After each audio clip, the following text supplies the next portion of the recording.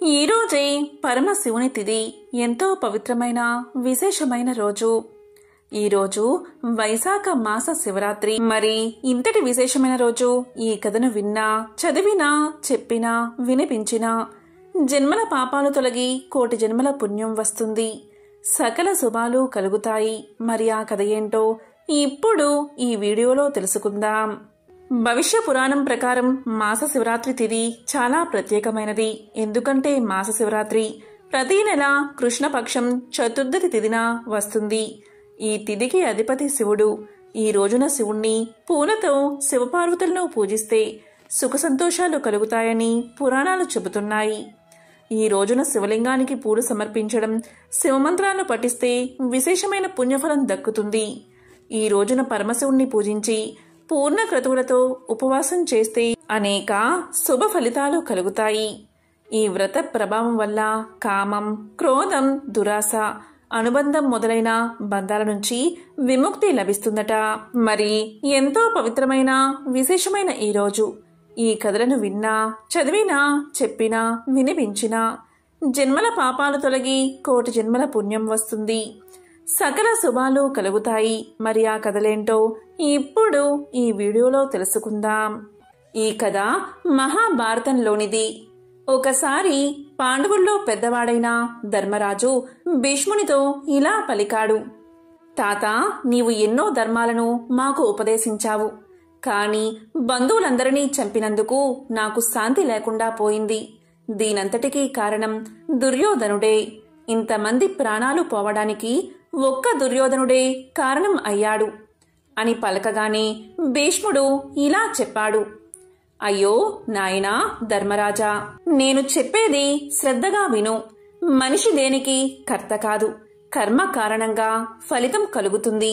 కార్యకారణ సంబంధ సూత్రం ఎప్పుడూ మరిచిపోకు. దానికి సంబంధించిన ఒక కథ చెప్తాను, విను అంటూ భీష్ముడు ధర్మరాజుకు ఇలా కథ చెప్పడం మొదలుపెట్టాడు. పూర్వం ఒక బ్రాహ్మణ పిల్లవాడు పాము కరిచి చనిపోయాడు. దాన్ని చూసి తల్లి ఏడుస్తూ ఉంటుంది. ఆమె బాధను చూసిన ఒక వేటగాడు ఆ పామును వెతికి ఆ పిల్లవాడి అమ్మ దగ్గరకు తీసుకువస్తాడు. అప్పుడు ఆమెతో ఇలా పలుకుతాడు. ఇదిగోనమ్మా, నీ కుమారుడి మరణానికి కారణమైన పాము ఇదే. నీవు కసితీరా ఈ పామును కొట్టి చంపు అంటాడు. దానికి పిల్లవాడి తల్లి ఇలా పలుకుతుంది. చూడు నాయనా, దీన్ని చంపితే నాకేం ప్రయోజనం? నా కొడుకు మళ్లీ బతికి తిరిగి వస్తాడా చెప్పు అంటుంది. అప్పుడు కిరాతుడు, అయితే ఆ పామును నేనే చంపుతానులే అంటాడు. ఈ మాటలు విన్న పాము ఇలా పలుకుతుంది. నేను చెప్పేది వినండి. ఈ బాలుడి మీద నేను పగబట్టలేదు, కోపంతో ఈ బాలుడిని కాటు వేయలేదు. కాకతాళీయంగా కాటు వేశాను. ఆ కాటును ఆధారంగా చేసుకుని మృత్యువు ఈ పిల్లవాణ్ణి చంపింది అంది. దానికి కిరాతుడు, నీ కాటు వల్లే కదా మృత్యువు పిల్లవాణ్ణి చంపింది అని పలుకుతాడు. దానికి పాము, నా కాటు వల్ల కాదు, నేను కాకపోతే ఇంకొక జీవి వల్ల, ఏ చీమ వల్లో లేదా ఏదైనా కారణం వల్లో మృత్యువు ఈ పిల్లవాణ్ణి చంపేసి ఉండేది. ఈ పిల్లవాడు మరణించడంలో ఏదైనా తప్పు ఉంటే అది మృత్యువుదే అవుతుంది. నా కాటు అనేది మృత్యువు ద్వారా జరిగిన కర్మ. నా కర్మకు ఎలాంటి పాపం అంటుకోదు. కానీ నీవు నన్ను ఇప్పుడు చంపితే నీకు పాపం అంటుకోవడం ఖాయం. కాబట్టి నీవు ప్రశ్నించాలి అనుకుంటే మృత్యువునే ప్రశ్నించు అంటుంది పాము. ఇలా చర్చించుకునే సమయంలో మృత్యువు వెంటనే పరిగెత్తుకుంటూ వచ్చి ఇలా పలుకుతుంది. నాకు వ్యక్తిగత కక్షలు ఏమీ ఉండవు. నేను కాలుడికి అంటే యమధర్మరాజుకి దాసుణ్ణి. నా కర్తవ్యం నాకు తప్పదు కనుక నేను ఆ పని చేశాను. పాపం ఏమి వచ్చినా అది యమధర్మరాజుకే తప్ప నాకెందుకు రావాలి అంటుంది మృత్యువు. వెంటనే అక్కడ యమధర్మరాజు ప్రత్యక్షమై ఇలా పలుకుతాడు. నేను కూడా నా కర్తవ్యాన్నే చేశాను. ఈ పిల్లవాడి కర్మఫలం వల్ల ఇలా జరిగింది. కర్మఫలం ప్రకారం నేను నా కర్తవ్యాన్ని జరుపుతూ ఉంటాను. నిన్నటి పువ్వు ఇవాల్టి కాయ అయినట్టు నిన్నటి కారణమే ఇవాల్టి కార్యం అవుతూ ఉంటుంది. జీవులు చేసిన పాప పుణ్యాల కారణంగా ఇదంతా జరుగుతుంది. అలా జరగడానికి నేను కేవలం అనుసంధానకర్తను మాత్రమే. ఈ బాలుడి మరణానికి ఈ పాము, ఈ మృత్యువు, అలాగే నేను చేస్తున్న ఈ పనులకు పాప పుణ్యాలు అంటవు. ఇక ఈ పిల్లవాడు చనిపోయినందుకు ఏడుస్తున్న ఈ తల్లి దుఃఖానికి కారణం ఆమె పూర్వజన్మ కర్మఫలం మాత్రమే. ఆ కర్మకు ఈ ఫలం రావడమే కర్మ సిద్ధాంతమని యముడు చెప్పి వెళ్ళిపోయాడు. కాబట్టి ధర్మరాజా, ఈ మరణాలకు నీవు కారణమని లేక దుర్యోధనుడు కారణమని అనుకోవద్దు. వీరంతా చావడం వారి వారి కర్మఫలమే. నీ ధర్మాన్ని గుర్తించుకుని చెయ్యవలసిన కర్మలు చేస్తూ ఉంటే పుణ్యపాపాలు నిన్ను అంటవు. ఇది నీవు కావాలని చేయకపోయినా కర్తవ్యం కోసం చేశావు. కానీ స్వలాభం కోసం ఇలాంటి పనులు చేస్తే పాపపుణ్యాలు తప్పకుండా అంటుకుంటాయి. కాబట్టి మానవులు చేసిన పాపపుణ్యాలు ఎవరైనా అనుభవించవలసిందే. ఈ పని చేశావు కాబట్టి ఈ శిక్షను అనుభవించు అనేది ఆ కర్మకు ఈ ఫలం రావడం లాంటిదే. ఇదే కర్మ సిద్ధాంతం అని భీష్ముడు ధర్మరాజుకు తెలియచేశాడు. పూర్వం అవంతి నగర సమీప అడవిలో ఒక సాధువు జీవించేవాడు. ఆ సాధువు దగ్గరకు అనేక మంది వచ్చి ఎన్నో అద్భుత విషయాలు తెలుసుకుని వెళ్లేవారు. ఇలా ఒకరోజు ఆ సాధువు అక్కడకు వచ్చిన వాళ్లకి ఒక అద్భుత కథను ఇలా చెప్పడం ప్రారంభించాడు. చూడండి నాయనలారా, పూర్వం ఒక ఊరిలో ఒక యువకుడు ఉండేవాడు. అతడు చాలా సున్నితమైన మనసు కలవాడు. అతన్ని ఎవరైనా అన్నారు అంటే లేదా ఏదైనా చిన్న సంఘటన అతనికి బాధ కలిగించేలా జరిగినా అతను రోజంతా దాని గురించే ఆలోచిస్తూ ఉండేవాడు. తనకు జరిగిన సంఘటనకు కారణం తన దురదృష్టమే అని, అలాగే ఆ భగవంతుడే అని అనుకునేవాడు. అదేవిధంగా తనను బాధపెట్టిన వ్యక్తిపై ఎలా అయినా పగ తీర్చుకోవాలి అని రోజంతా ఆలోచించేవాడు. ప్రతి విషయాన్ని ఇలా అతిగా ఆలోచించడం వల్ల అతను ఎవరితోనూ సరిగ్గా ఉండేవాడు కాదు. అలాగే తాను చేసే పని మీద కూడా ధ్యాస పెట్టేవాడు కాదు. అతను ఎప్పుడూ అశాంతితో రగిలిపోయేవాడు. ఈ పరిస్థితి గమనించిన అతని మిత్రుడు ఒకడు అతనికి ఒక సలహా ఇస్తాడు. దగ్గర్లో ఉన్న ఒక ముని ఆశ్రమంలో ఒక గురువు ఉన్నాడని, అతన్ని కలిస్తే నీ సమస్యకు ఏదో ఒక పరిష్కారం చూపిస్తాడని స్నేహితుడు చెబుతాడు. ఇక ఆ యువకుడు ఆ ఆశ్రమానికి వెళ్లి గురువుగారిని కలిసి తాను ఎలా అయితే ఒక విషయం గురించి పదే పదే ఆలోచిస్తాడో ఆ గురువుకు వివరించి చెప్తాడు. ఆ యువకుడి సమస్యను విన్న ఆ గురువు ఏమీ మాట్లాడకుండా ఆశ్రమం లోపలికి వెళ్లిపోతాడు. ఆ గురువు ఏమీ మాట్లాడకుండా లోపలికి వెళ్లడంతో ఆ యువకుడు ఆశ్చర్యపోతాడు. ఆ యువకుడికి ఏం చెయ్యాలో అర్థం కాక అలాగే నుంచునిపోతాడు. కొంత సమయం తర్వాత ఆ ఆశ్రమ గురువు నీళ్లు ఉన్న ఒక చిన్న మట్టి పాత్రతో బయటకు వస్తాడు. బయటకు వచ్చి ఆ యువకుడి ముందు నిల్చుని ఉంటాడు. ఇలా పలుకుతాడు, నాయనా, ఈ పాత్ర యొక్క బరువు ఎంత ఉంటుంది అని అడుగుతాడు. దానికి ఆ యువకుడు, స్వామి, నేను ఖచ్చితంగా చెప్పలేను, కానీ దీని బరువు చాలా తక్కువ ఉంటుంది అంటాడు. దానికి గురువుగారు ఇలా పలుకుతారు, ఇలా చూడు, నేను కాసేపు ఇలాగే ఈ పాత్రను పట్టుకుని ఇలాగే ఉంటే ఏమవుతుంది అని అడగగా యువకుడు ఏమీ కాదు స్వామి అని పలుకుతాడు. మళ్ళీ గురువుగారు ఇలా అడుగుతారు, సరే, ఒకవేళ నేను ఇలాగే 1 గంటసేపు ఈ పాత్రను పట్టుకుని ఉంటే ఏమవుతుంది అంటాడు. దానికి యువకుడు, స్వామి, అప్పుడు మీ చేతులు నొప్పి పుడతాయి అంటాడు. దానికి గురువుగారు, అయితే చూడు, ఒకవేళ నేను ఈ పాత్రను రోజంతా ఇలాగే పట్టుకుని ఉంటే అప్పుడు ఏమవుతుంది అని అడుగుతాడు. దానికి ఆ యువకుడు ఇలా చెప్తాడు, స్వామి, అప్పుడు మీరు భరించలేనంత నొప్పితో బాధపడతారు. మీరు ఏ పని చేయకుండా పోవచ్చు కూడా అంటాడు. అప్పుడు గురువుగారు, మంచిది నాయనా, నేను ఇంతసేపు మోసిన ఈ పాత్ర యొక్క బరువు పెరిగిందా అని అడుగుతాడు. దానికి ఆ యువకుడు లేదు, పెరగలేదు అని సమాధానం చెప్తాడు. అప్పుడు గురువుగారు ఇలా పలుకుతారు, మరి అలాంటప్పుడు నా చెయ్యికి భరించలేనంత నొప్పి ఎందుకు కలుగుతుంది అని అడగగా యువకుడు, స్వామి, మీరు చాలాసేపు పట్టుకుని ఉన్నారు కదా, అందుకే మీకు నొప్పి కలుగుతుంది అంటాడు. అప్పుడు గురువుగారు మరి నాకు నొప్పి కలగకుండా ఉండాలంటే నేనేం చెయ్యాలి అని అడుగుతాడు. దానికి ఆ యువకుడు ఇలా చెప్తాడు, ఆ పాత్రను కింద పెట్టేయండి అంటాడు. అప్పుడు గురువుగారు, అవును, నీవు చెప్పింది నిజమే. మన జీవితంలోని సమస్యలు కూడా ఇలాగే ఉంటాయి. మనకున్న సమస్యల గురించి కొంతసేపు ఆలోచిస్తే ఏమీ కాదు, కానీ ఎక్కువసేపు ఆలోచిస్తే మనల్నే బాధపడతాయి.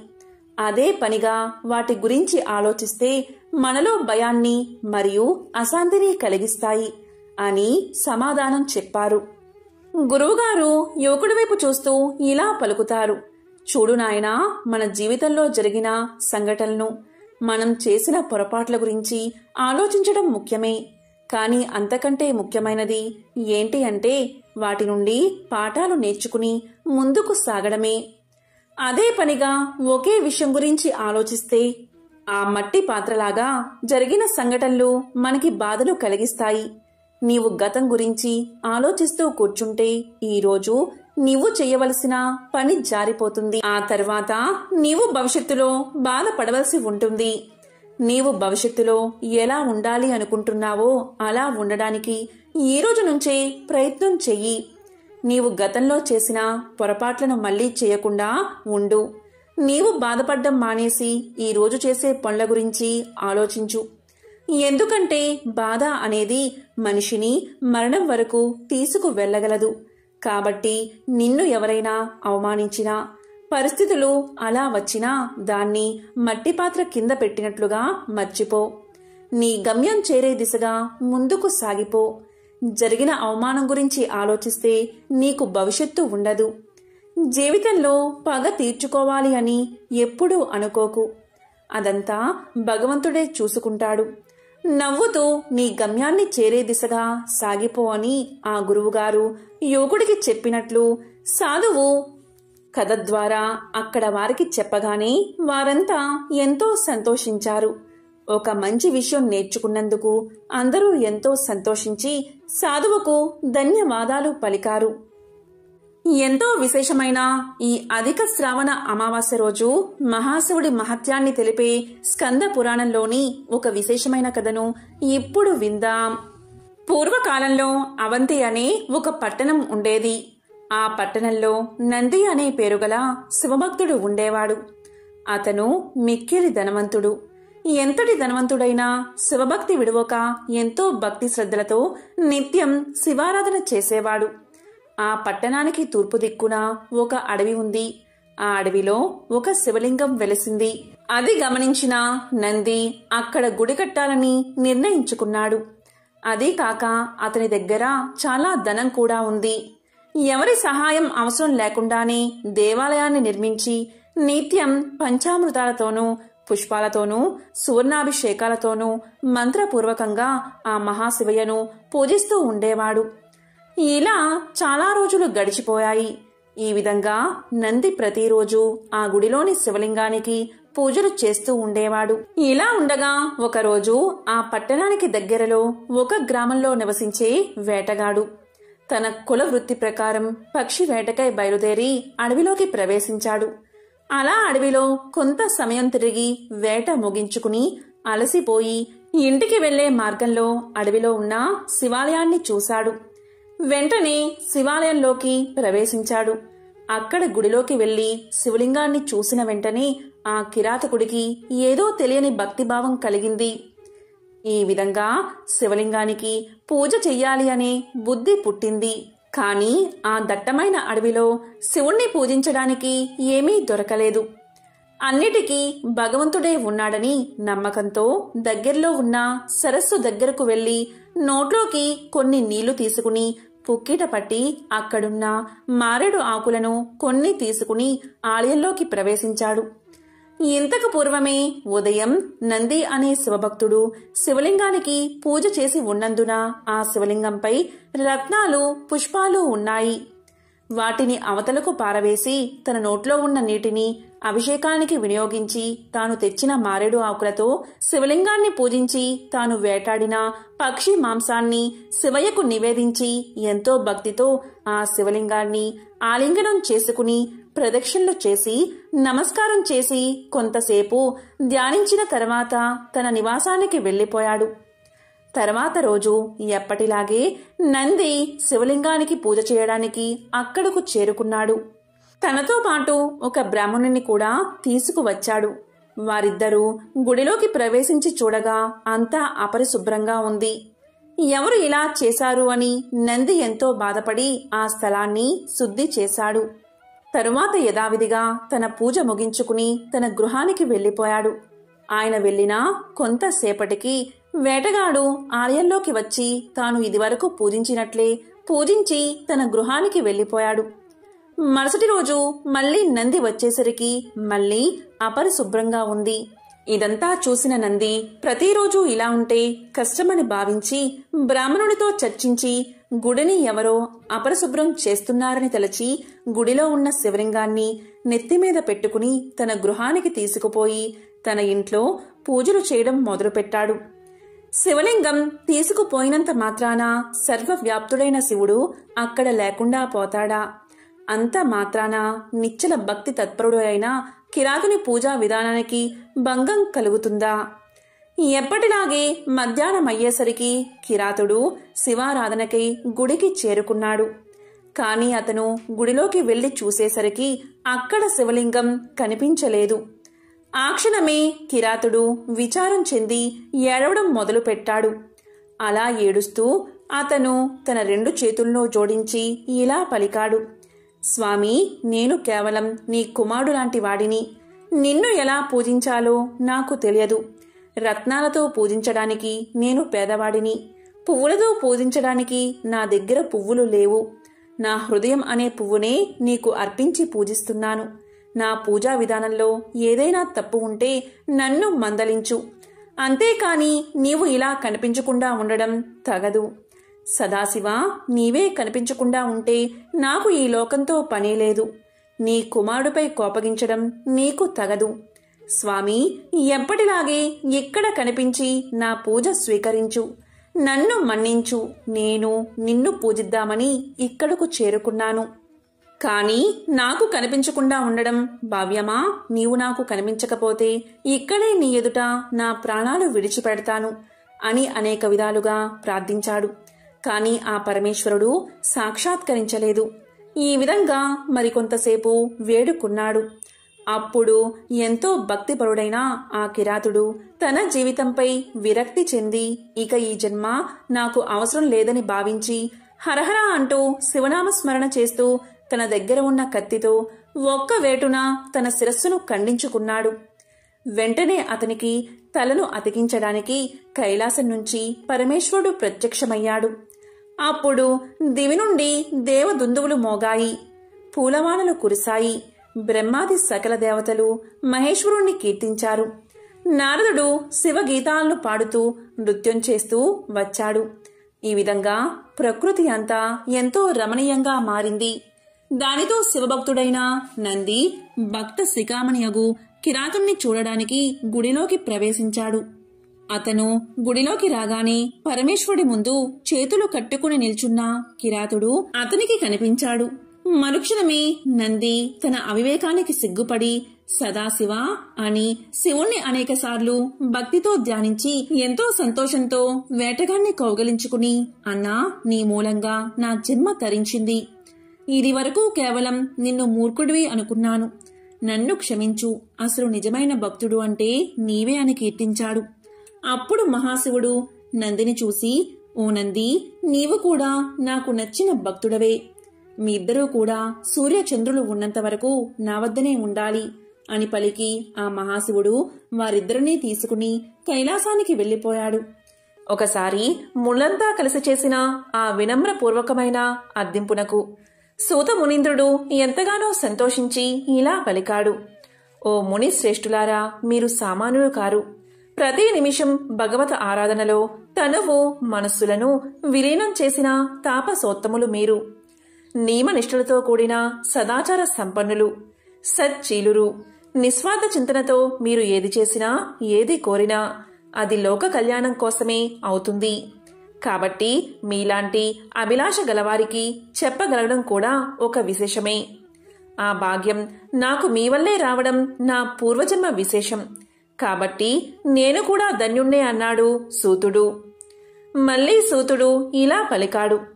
ఇంత సౌమ్యంగా నన్ను చెప్పండి అని అర్థించడంలోనే మీరెంత ఉన్నత చరిత్రలో అర్థమవుతుంది. అయినా మీరు కోరిన కోరిక సామాన్యమైనది కాదు. ఆదిపురుషుడైన ఆ పరమేశ్వరుడి గురించి ఎంత చెప్పినా ఇంకా ఎంతో కొంత మిగిలే ఉంటుంది. చెప్పిన తరువాత అంతా తెలిసినట్లే ఉంటుంది. కానీ ఆలోచిస్తే ఇంకా తెలుసుకోవడానికి ఎంతో ఉందన్న విషయం ఆశ్చర్యాన్నే కాదు, అభిలాషను రేకెత్తిస్తుంది. సదాతనుడు, సనూతనుడు, సనాతనుడు అయిన సర్వేశ్వరుడి లీలలు చాలా విచిత్రమైనవి. ఆయన చేతలు ఎవరికీ అంత తేలిగ్గా అర్థం కావు. ఆయన గురించి తెలుసుకోవడం అంటే ఒక రకంగా సృష్టి గురించి తెలుసుకోవడమే అవుతుంది. ఎందుకంటే సృష్టి ఆయన, ఆయనే సృష్టి అంటూ సూతుడు సౌనకాది మహర్షులకు ఇలా చెప్పడం ప్రారంభించాడు. ఒకసారి మార్కండేయుడు అనే గొప్ప శివభక్తుడు శివుడు గురించి పూర్తిగా తెలుసుకోవాలి అన్న అభిలాషతో బ్రహ్మలోకానికి వెళ్లి వాణి విరించకు భక్తితో నమస్కారం చేసి ఇలా పలికాడు. విధాత, నాకు పరమేశ్వరుడి గురించి, ఆయన మహత్యం గురించి కూలంకుషంగా తెలుసుకోవాలని ఉంది. మీరు తెలియచేసి ధన్యుణ్ణి చెయ్యండి అంటూ ప్రార్థించాడు. అందుకు బ్రహ్మ ఇలా పలికాడు. నాయనా, శివుడి గురించి తెలుసుకోవాలి అంటే నాకంటే బాగా కేశవుడికే తెలుసు, అంటే నారాయణుడికే తెలుసు. కాబట్టి నీవు వైకుంఠానికి వెళ్ళి నారాయణ్ణి అర్థించు అని చెబుతాడు బ్రహ్మ. ఇక బ్రహ్మ చెప్పిన మేరకు మార్కండేయుడు సరాసరి వైకుంఠానికి చేరుకుంటాడు. అక్కడ శేషతల్పంపై లక్ష్మీదేవి పాదాలు ఒత్తుతూ ఉండగా శయన రూపంలో ఉన్న శ్రీ మహావిష్ణువును చూసి చేతులు జోడించి వివిధ రకాలుగా ప్రార్థనలు చేస్తాడు మార్కండేయుడు. మార్కండేయుడు చేసిన స్తోత్రానికి పరవశుడై విష్ణుమూర్తి ఇలా పలుకుతాడు. మార్కండేయ, నీవు వచ్చిన పని చాలా విశిష్టమైనది. పరమేశ్వరుడి గురించి తెలుసుకోవాలి అనే అభిలాష, ఉత్సుకత, సంకల్పం ఎంతో ఉన్నతమైనది. అయితే మహాశివుడి ఆశాంతం తెలిసిన వారు ఎవరూ లేరు. కాబట్టి నీవు పరమేశ్వరుడి దగ్గరకు వెళ్లి ఆయన గురించి తెలుసుకోవాలి అన్న నీ సంకల్పాన్ని వ్యక్తం చెయ్యి. నీ కోరిక తప్పక తీరుతుంది అన్నాడు వైకుంఠవాసుడు. మన సంకల్పం బలంగా ఉంటే అది ఎలా అయినా తీరుతుంది. ఒకసారి ప్రయత్నించగానే ఫలితం రాలేదని కుంగిపోకుండా విసుగుతో అనుకున్న దాన్ని మధ్యలో విడిచిపెట్టకుండా అది తీరే వరకు ప్రయత్నిస్తూనే ఉండాలి. సంకల్ప బలం, చిత్తశుద్ధి ఉంటే అది తీరేందుకు భగవంతుని సాయం కూడా తప్పకుండా లభిస్తుంది. ఇక్కడ భగవంతుని సాయము అంటే అది తీరేందుకు మార్గం లభ్యం కావడమే అని గ్రహించాలి. మార్కండేయుడికి కూడా అదే జరిగింది. మహాశివుడి మహిమలు తెలుసుకోవాలి అన్న కోరిక మార్కండేయుడిలో బలంగా ఉంది. ఆ ప్రయత్నంలో ఇప్పటికే బ్రహ్మ విష్ణువులను అడిగి కొద్దిగా నిరాశకు గురైన తన కోరిక తీర్చగలిగే తెరువును తీరుతుందన్న భరోసా పొందగలిగాడు మార్కండేయుడు. దాంతో అతని పయనం కైలాసం వైపుకు సాగింది. ఇంతకీ ఈ మార్కండేయుడు ఎవరో ఇప్పుడు తెలుసుకుందాం. అనగనగా మృకండు అనే ఋషి ఉండేవారు. మృకండు శివుడి గురించి ధ్యానం చేసుకునే సమయంలో మృగాలు అతన్ని రాసుకుంటూ పోయినా కూడా పట్టించుకునేవాడు కాదట. అలాంటి మృకుండునికి మరుద్వతి అని సాధ్వి భార్యగా ఉండేది. భగవన్నామ స్మరణలో హాయిగా జీవితాన్ని గడుపుతున్న ఆ దంపతులకి ఒకటే లోటు. అది ఏంటి అంటే పిల్లలు లేకపోవడం. దీంతో సంతాన భాగ్యం కోసం వారిద్దరూ వారణాసి క్షేత్రానికి చేరుకుని శివుణ్ణి పూజించడం మొదలుపెట్టారు. ఆ దంపతుల దీక్షకు మెచ్చిన శివుడు వారి ముందు ప్రత్యక్షం అయ్యాడు. కాని ఆ పరమేశ్వరుడికి వారిని పరీక్షించాలని అనిపించిందో ఏమో. మీకు తప్పకుండా పుత్ర సంతానాన్ని ప్రసాదిస్తాను. కాని ఎలాంటి పుత్రుడు కావాలో మీరే నిర్ణయించుకోండి. సుదీర్ఘకాలం జీవించే దుర్మార్గుడు కావాలా, లేకపోతే 16 సంవత్సరాలు మాత్రమే జీవించే గుణవంతుడు కావాలా అని అడిగాడు ఆ మహాశివుడు. వ్యక్తిత్వం లేనివాడు ఎన్ని రోజులు ఉంటే ఏం లాభం? మాకు గుణవంతుడైన అల్పాయుష్కుడే కావాలి అని కోరుకున్నారు మృకుండముని దంపతులు. ఈ విధంగా జరిగిన తర్వాత అచిర కాలంలోని ఆ దంపతులకు వెలుగు రేఖలాంటి ఒక బాలుడు కలిగాడు. మృకండుని కుమారుడు కాబట్టి అతనికి మార్కండేయుడు అన్న పేరు వచ్చింది. శివుడి మాటలకు తగినట్లుగానే మార్కండేయుడు సకల గుణాభిరాముడు. బాల్యం తీరకుండానే సకల శాస్త్రాలను ఔపోసిన పట్టాడు మార్కండేయుడు. మరోపక్క వ్యక్తిత్వంలోనూ తనకు సాటి లేదు అనిపించుకున్నాడు.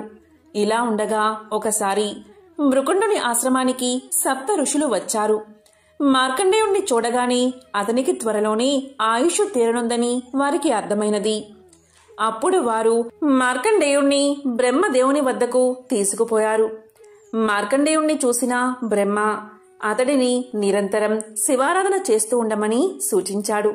అందరూ కలిసి శివనామ స్మరణ చేత అకాల మృత్యువు దరిచేరదని మార్కండేయుడికి తెలియచేశారు. ఇక పెద్దల మాటల మేరకు ఒక శివలింగం ముందర కూర్చుని శివ ధ్యానాన్ని మొదలుపెట్టాడు మార్కండేయుడు. ఒక పక్క అతని మృత్యుగడియలు సమీపిస్తున్నాయి.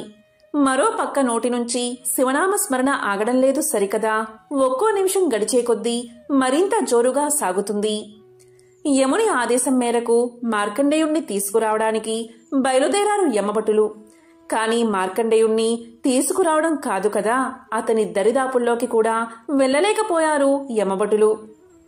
ఇక ఆ పిల్లవాడిని తానే స్వయంగా తీసుకురావాలి అనుకున్నాడు యముడు. తన వాహనమైన మహిషాన్ని అధిరోహించి యమపాసాన్ని చేత పట్టుకుని మార్కండేయుడి వైపు సాగిపోయాడు. ఆ ధ్యానాన్ని ఆపి యువతలికిరా, నీ మృత్యువు సమీపించింది అని హూంకరించాడు యముడు. కాని యముడి మాటలను విన్న మార్కండేయుడు యువతలికి రాలేదు సరికదా, గట్టిగా ఆ శివలింగాన్ని పట్టుకుని మృత్యుంజయ మంత్రాన్ని పఠించడం మొదలుపెట్టాడు. ఇక యముడికి ఏం చెయ్యాలో దిక్కుతోచలేదు. ఆఖరి అస్త్రంగా తన పాసాన్ని మార్కండేయుడి మీదకు వదిలాడు యముడు. కాని మార్కండేయుడితో పాటుగా ఉన్న శివలింగానికి ఆ పాసం తగలగానే శివుడు కాలరుద్రుడై బయటకు ఉరికాడు. తన మీదకి తన భక్తుని మీదకి పాసాన్ని విడుస్తావా అంటూ యముడిని ఒక్క పెట్టున సంహరించాడు మహాశివుడు. ఆ సందర్భంలోనే శివుడికి కాలాంతకుడు అనే బిరుదు వచ్చింది. అంటే కాలాన్ని, మృత్యువుని సైతం అంతం చేసినవాడు అని అర్థం. కాని యముడే లేకపోతే ఈ లోకంలో చావు పుట్టుల జీవన చక్రం ముందుకు సాగేదిలా? అందుకని దేవతలందరి ప్రార్థన మేరకు శివుడు శాంతించి తిరిగి యముణ్ణి జీవింపచేశాడు. అయితే మార్కండేయుడి జోలికి అతను ఇక రాకూడదని, ఆ మాటకు వస్తే శివభక్తులు ఎవ్వరినీ కూడా నరకానికి తీసుకుపోకూడదని హెచ్చరించి వదిలేశాడు పరమేశ్వరుడు. ఈ ఘట్టం తమిళనాడులోని తిరుక్కడయార్ అనే ప్రాంతంలో జరిగిందని ఒక నమ్మకం. మార్కండేయుడు అప్పటి నుంచి చిరంజీవిగా ఉండడమే కాదు, అష్టాదశ పురాణాల్లో ఒకటైన మార్కండేయ పురాణాన్ని కూడా రాశాడు. శివకేశవుల లీలలే కాకుండా దేవీ మహత్యం కూడా లోకంలో నిలిచిపోయేలా ఈ పురాణం సాగుతుంది. ఎంతో పవిత్రమైన విశేషమైన ఈ కథను విన్నవారికి అకాల మృత్యుదోషాలు తొలగిపోతాయి, యమబలం తొలగిపోతుంది, శివానుగ్రహం కలుగుతుంది. శివపురాణం ప్రకారం సముద్రంలో నీరు ఉప్పుగా ఉండడం వెనుక ఒక కథ ఉంది. ఈ కథను విన్నంతనే శివపార్వతుల అనుగ్రహం మీకు కలుగుతుంది. మరి ఆ కథ ఏంటో ఇప్పుడు విందాం. శివపురాణం ప్రకారం పార్వతీదేవి శివుణ్ణి భర్తగా పొందాలని ఆశపడింది. శివుడిని ప్రసన్నం చేసుకుని తన కోరిక తీర్చుకోవాలని తపస్సుకు పూనుకుంది. పార్వతీదేవి తపస్సు చేస్తూ ఉండగా సముద్రుడి కళ్ళు పార్వతీదేవిపై పడ్డాయి. పార్వతీదేవి రూపాన్ని చూసి సముద్రుడు మోహించాడు. ఎలా అయినా ఆమెను తన సొంతం చేసుకోవాలి అనుకున్నాడు. నేరుగా పార్వతీమాత ముందే పెళ్లి ప్రస్తావన తెచ్చాడు. అప్పుడు పార్వతీమాత, నేను పరమేశ్వరుడి కోసం తపస్సు చేస్తున్నాను, ఆయన్ని వివాహం చేసుకుంటాను అని సముద్రుడి ప్రతిపాదనను తిరస్కరించింది. పార్వతీదేవి ఇలా అనేసరికి సముద్రుడు కోపంతో ఊగిపోయాడు. శివుడిలో లేనివెన్నో నాలో ఉన్నాయి, అలాంటిది నన్ను కాదని శివుణ్ణి వివాహమాడతానని చెబుతావెందుకు? నేను ప్రజల దాహాన్ని తీరుస్తాను, నా నీరు పాలలా తీయగా స్వచ్ఛంగా ఉంటుంది, అలాంటి నన్ను తిరస్కరించకు, నా ప్రతిపాదన్ని అంగీకరించు అంటూ పార్వతిని ఒత్తిడి చేశాడు సముద్రుడు. సముద్రుడి మాటలకు పార్వతీదేవి ఆగ్రహం చెంది, నువ్వు ఏ నీటిని అయితే చూసుకుని గర్వపడుతున్నావో ఆ నీరు ఎవ్వరూ తాగనంత కఠినంగా ఉప్పుగా మారిపోతుంది, ఇదే నా శాపమని సముద్రుడికి శాపాన్ని ఇస్తుంది అమ్మవారు. ఈ కారణం వల్లే సముద్రంలో నీరు ఉప్పుగా ఉంటాయని అంటారు. మరికొందరేమో సాగర మదనం కారణంగా సముద్రపు నీటికి ఆ రుచి వచ్చింది అంటారు. ఎంతో పవిత్రమైన విశేషమైన ఈ వైశాఖ మాస శివరాత్రి రోజు ఈ కథలను విన్నా, చదివినా, చెప్పినా, వినిపించినా జన్మల పాపాలు తొలగి కోటి జన్మల పుణ్యం వస్తుంది. సకల శుభాలు కలుగుతాయి. ఓం నమః శివాయ. ఓం నమో నారాయణాయ. ఓం శ్రీ మాత్రే నమః. ఓం శ్రీ మహాలక్ష్మియే నమః.